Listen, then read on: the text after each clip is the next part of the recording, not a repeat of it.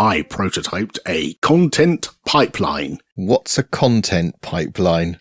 I know, right? So I'll get to that. Martin and I went out to meet up for coffee with a guy called Simon Maple, who works at a company called Tessel. He's a DevRel. And I think they're in pre-alpha or whatever it is. They haven't got a product yet.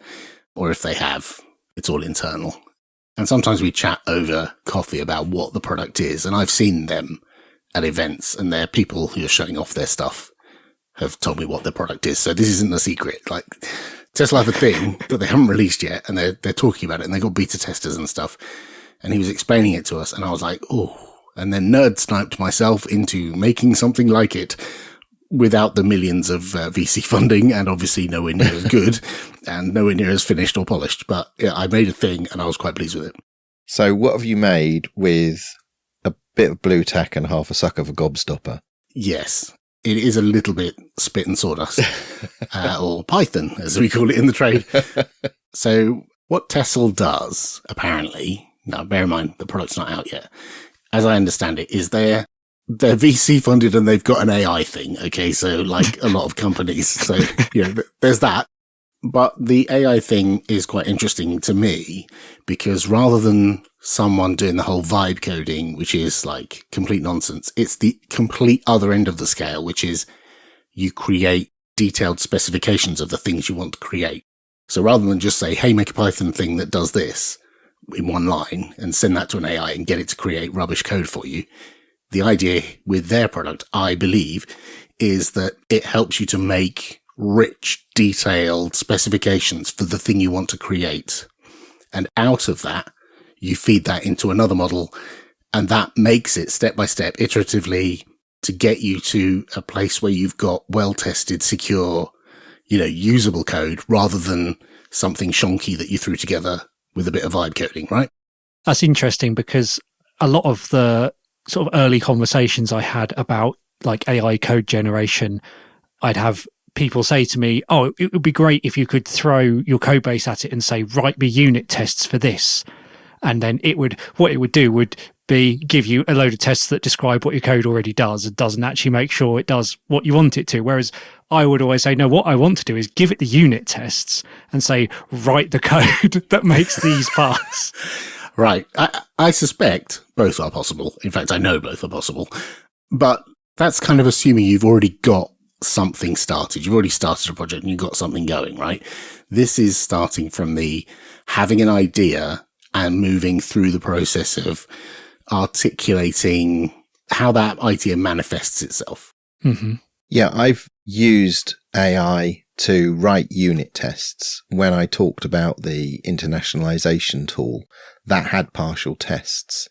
And by feeding it the code in small chunks, very focused, and the coverage reports, it was able to fill the gaps in the coverage of the unit tests. So this sort of focused approach is better than sort of a make me the moon on a stick all at once kind of. Yes. Please make Facebook. Thank you very much. And I'm aware of that. And I'm well aware that, you have to break any project down into smaller component parts and be very specific about what you want. Another thing that I didn't consider, and something that a lot of people probably don't consider, is you don't need to just use one model and one AI and one prompt to get the result you want. A lot of people ask ChatGPT something because it's the one they know and they maybe signed up for it and they don't even know there are others. It's the one that's got brand recognition, right? When, as you're probably well aware, there are loads of them all over the place. There's Anthropic and Google have got one, Microsoft have got one, and there's loads of little companies that have built their own models that specialize in certain things. And most of them have APIs that you can pay some amount of money to get access to. So I thought, what if you can go from, rather than just asking one question of one LLM with one prompt, what if you had a stack of them in a row and each one of them was a specialist in a different part of the creative process?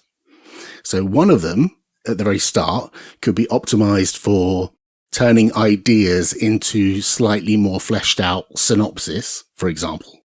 The next one in the line could be the one that drafts some content, whatever that content might be. It could be a webinar synopsis, it could be a blog post, it could be a talk submission. And those two steps don't have to be done by the same LLM, not even the same model or the same company, right? You could ask one company to do one part of it because their model works very well with it. Or you could have a locally trained model on your own property and have one that is, like you say, Mark, optimized by feeding it your code or feeding it your house style or feeding it all the posts you've ever written before so it knows not to write those again. Do you see what I mean? Or gets inspiration from them. So the idea is really that you don't just throw everything at one API or at one model. And so I thought, well, how can you do this? And so I busted out some Python. And I broke it down into a few steps. And these steps are completely arbitrary that I just made up and based on a conversation over coffee with Simon.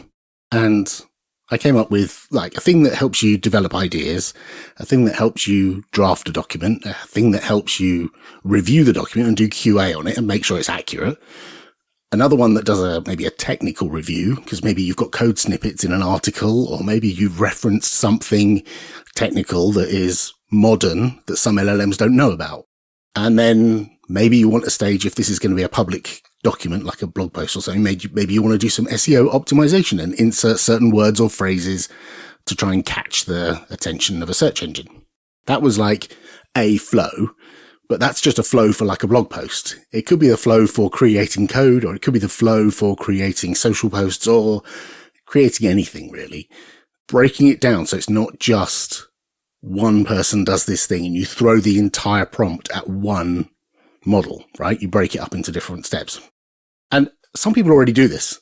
And the way they do it is they copy and paste the results of one into another. They validate something. So you ask ChatGPT something and then be a little bit skeptical of what it says and then copy and paste the answer into Google Gemini, which has the ability to go online. And then it says, yeah, no, that doesn't exist. Or yeah, that does exist, but it's not the way it was written. So what my Python does is it's configured with a bunch of text files that say the prompt and the API that it's going to call and the model that it's going to call. And you give it the first step, an idea or a series of ideas, and it tries to flesh out the first ideas using a model that's really good at doing that. And then you get the response back and you pick one of those ideas that's been fleshed out and you think, yeah, I'll go with that one. And then you feed that one to a completely different LLM with a completely different prompt. And I did this all in Python, and step by step, I built it up to a point where it kind of works, and you can point it at different LLMs and give it different prompts. And at the end of it, you get a thing which is started with one line idea, but with prompts all the way through to curate that idea through to whatever the result is that you want, rather than just asking one machine and having a very long conversation with one machine. So you're using different LLMs from different organizations to handle different steps in the process. And as I understand it, the different models have different financial costs, like to use depending on which one you use. So have you found that you can use like an expensive model to start the process and like a simpler model to sort of do some of the refining steps like the review and QA and stuff like that? That's exactly it. So it's not just, is this model optimized to give the answers I want, but is this one going to cost me a load of money in order to do this, Right. this big task? If I'm going to have a big conversation with it, or it's going to be a lot of text that I'm going to throw at it, that's a lot of tokens and it might cost me a lot of money. Yeah. So some parts of it actually make sense to have a conversation with a more expensive, better, in inverted commas, model. And some parts of it, like do an SEO optimization, which is basically just looking for words that it can replace with other words. That should be doable by any model almost without much knowledge, because it's just looking for places where it's appropriate to put certain words and key phrases in order to, try and tickle the search engine algorithm. And in the thing that you've written, what is the interface like for this pipeline experience? Is it just another chatbot on top of all the other chatbots? No, I initially thought I'd do it as a web app, and it may end up being a web app, being if you imagine like a text area, and you just type your idea in and you press next, and you get a new text area with the result in it of the first conversation, right? And that conversation all happens in the background. All you see is machine whirring, and you get a response back with your ideas fleshed out as a synopsis or your draft being written. And because it's a text area, you can edit it. So you're not just taking the output from one and feeding it to another and the output from that one and feeding it to another. You can tweak it along the way. So it's just a text area. This was the idea I had, and you press next and it goes off to a different LLM. And at every stage you can either edit it or go back. That was the idea. You could go back or forward. And if it's getting to a dead end, you could go back to the start and say, no, that idea was rubbish. Let's start all over again. So what you've really made is a text adventure. Oh man, don't make me do that. Don't make me do that. So that was the idea. The interface would be a web app that you could like go through. But, for me, for prototyping, just to see if this was possible and if it works, I just did it as plain text files. So I use a text editor to create the markdown file, and then I run my Python script and feed it the markdown file and say this is like stage 1. And then it gives me a new markdown file back, which is the result. Plus it gives me a separate file, which is metadata of what was the prompt, which model did I talk to. So if I wanted to, I could try it with a different model and try the same thing until I get the answer I want. And I'm talking mostly about blog posts because that's what the idea that came into my head. But it could be anything. If you think of any process that has multiple steps where there's a product designer, for example, and then you might have a lead developer who's saying, or CTO who's saying what can and can't be done. And then it goes to the software developer and there's a QA person. You think of each of those roles and you optimize the flow for getting the answer you want, not the random answer that you get if you just ask one question of one LLM. That was the goal, to put educated LLMs in series, which is essentially what I understand Tessel and others are doing as well. Yeah, I mean, I can see how this would work from a development point of view, in that you could even have a planning stage, which is picking your technology stack or maybe the design pattern that you want to use, or evaluating different approaches, even prototyping, spiking some stuff before you sort of dig in more aggressively. Yeah, absolutely. I don't know if it'll work out, but I'm having fun playing with it. And maybe I'll chuck it online and people can laugh at my code. I've been exploring Python packaging. Oh dear, I'm sorry. What on earth happened? Well, I've been working on my Bookshelf Buddy project in Go, and I was starting to hit upon some limitations as I was moving on to the next stage. I previously mentioned that what I had hoped for, which was a wonderful cross-compilation workflow where I wouldn't actually have to do any building on Raspberry Pis or anything. I could just build a binary and throw it over there and run it. Didn't work out for various reasons.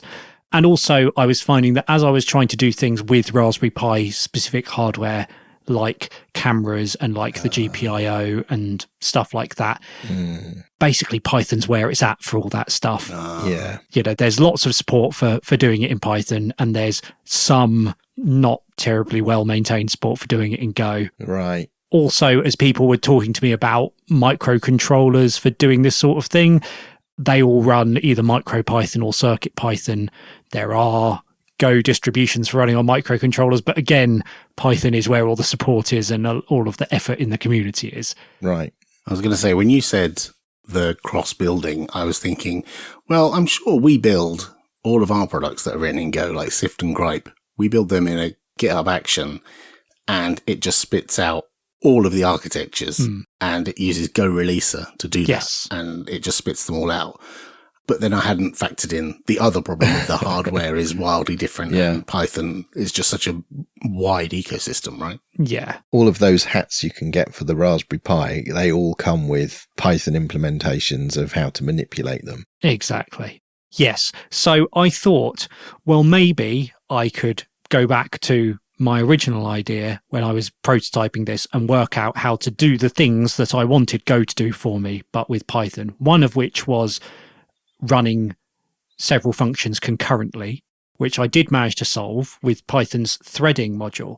So the reason I got stuck on this was because I was going up the garden path and looking at something called coroutines. Oh yeah, coroutines. Because they sound like Go routines. I thought they were the same thing. No, this is isn't that like a yield pattern? No, it's to do with the module's called async IO, so it's to do with having one process that's running while another is waiting for IO. Yeah. So they can be sort of time sharing while they wait for stuff. But that's not what I want. What I want is multiple things going at the same time, so I can have a process that's watching for me inserting or removing a bookshelf token, a process that's actually playing a book, and a process that's watching for other input to do things like skip forward and back. And it turns out, yes, the Python's threading module is what I wanted, so I can do that. That's fine. The next problem was, how do I avoid the nightmare of distributing Python? Oh, well, you can't. Oh, but you can. By not distributing it. Yeah, I'll just keep this all to myself. So what I wanted is a nicer distribution story than either install from a Python-specific package manager and blat a load of stuff into your local directory, or have to download the code and then start up a virtual environment and install all the dependencies in there and have to understand what all that means. Basically, I don't want someone to have to be a Python developer to run the program, which is what these things seem to require. So I went looking for other ways of packaging Python, and I came across two options called PEX and Shiv, which both follow a same idea, which is to bundle all of your Python code into essentially an executable zip file, including all of your, basically all the contents of your virtual environment that you're developing in. So you use that for the development part, but then you package it into a file, which you can then distribute.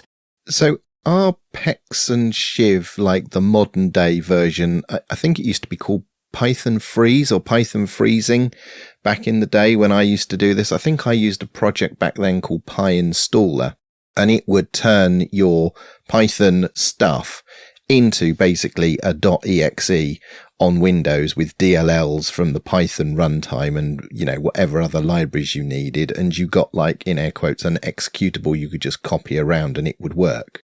I did look at PyInstaller as well. I couldn't quite get my head around it, but both PEX and Shiv use a concept called zip apps. Oh, right. Which is this particular way of constructing a zip file with a header that Python understands. This is an executable with some Python code in it, basically.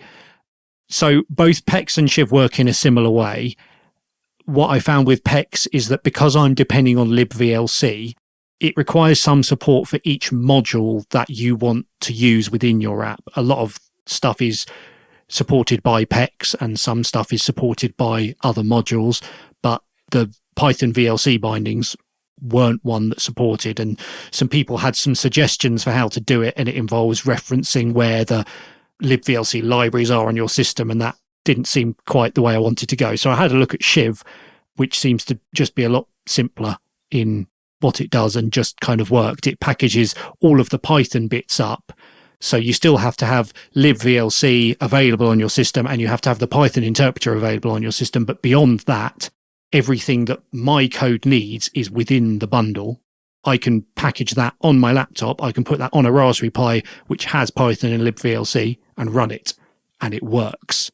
I was going to ask, if it's packaged up, is there any binaries in it, or is it all non-architecture specific stuff that goes inside the Shiv thing? Or Exactly. I think it is basically all the Python code, which is interpreted at runtime, so it doesn't need to be specific to any architecture. I've got the same Shiv package will run on my AMD 64 laptop and run on a Raspberry Pi. It's just the Python bit and the libVLC bit, which are the architecture specific bits. I'm happy to say, these are dependencies of my code, because you don't have to do the Python developer bits to install those.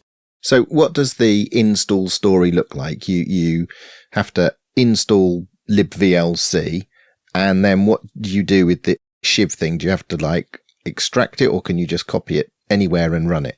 No, you copy it somewhere and you execute it. It does actually behind the scenes extract it to a folder to run it, but you don't see any of that happen. As far as you're concerned, you are executing that file, and that works.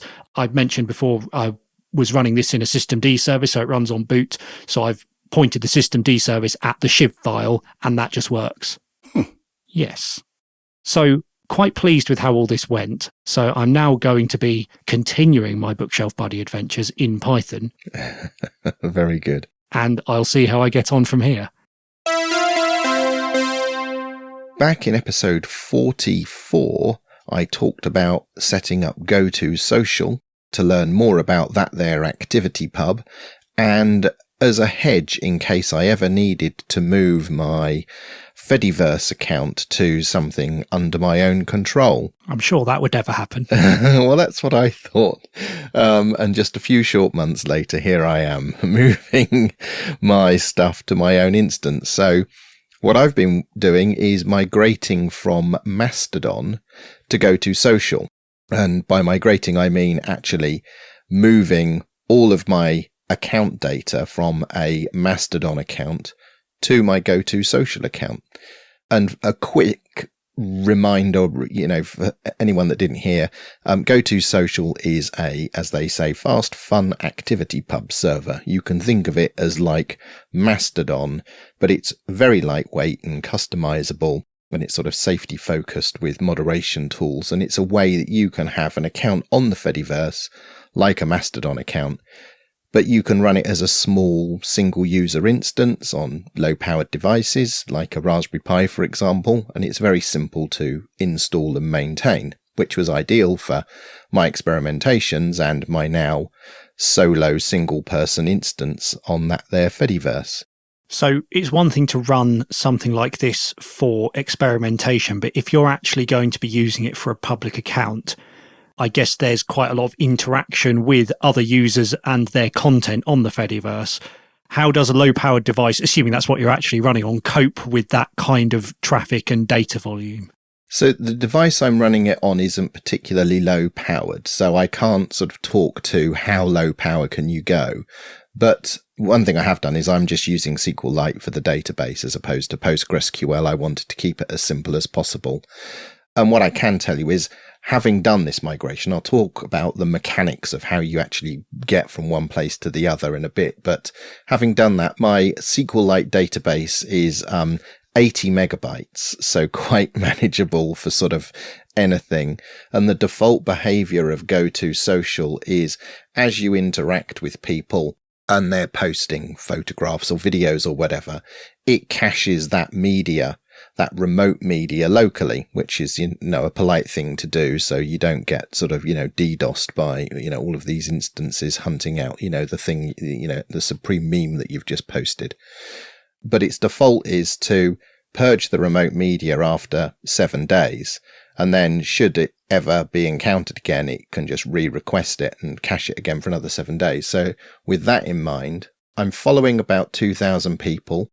I'm federating with about 5,000 instances, and my media pool is about 2.3 gigabytes. So again, quite manageable, not too scary. And obviously my local media, the memes of my own that I post, those are persistent. So those stick around forever. So, right, you can moderate your behavior accordingly. So, all things considered, I think the GoToSocial process on my machine runs between about 250 meg to about 500 meg, depending on the amount of activity. If I've just posted something amazingly popular and everyone's dashing in with their likes and boosts, then it can go up a bit. So that's the amount of memory it's using? That's the amount of RAM it's using, yeah. Right. So there's been a little bit of turbulence on the Fostodon instance. And one of the reasons for that is that they've been very popular, and it's a lot of hard work. And so I thought I would move to my own instance to reduce the burden that they have to carry, and also to increase my learning. So there's a couple of things. GoToSocial has had a couple of revisions since I first installed it. And in the current version, which is 0.19 at the moment, it introduced features to backdate posts or statuses. And the reason that was added, and the developer that added it, is because that developer makes a tool called Slurp, which is a way to migrate data from a Mastodon exports into GoToSocial. Right. So with the current version of Slurp, what you can do is hit the download all of my data from your Mastodon account, and you get a zip file of all of your posts, your likes, all of the media that you've posted. So it's quite a chunky, well, depending on how much you've posted, quite a chunky data export.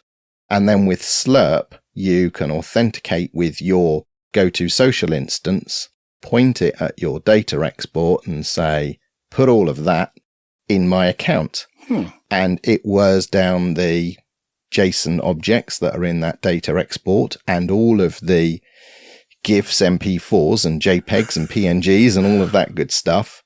And it inserts them as backdated posts over the GoToSocial APIs, but in such a way that it doesn't send them out as notify your followers. Right. So it backfills. So you, in addition to just being able to move your account from one place to the other, you can take your entire post history with you as well, which I found very attractive. Yeah.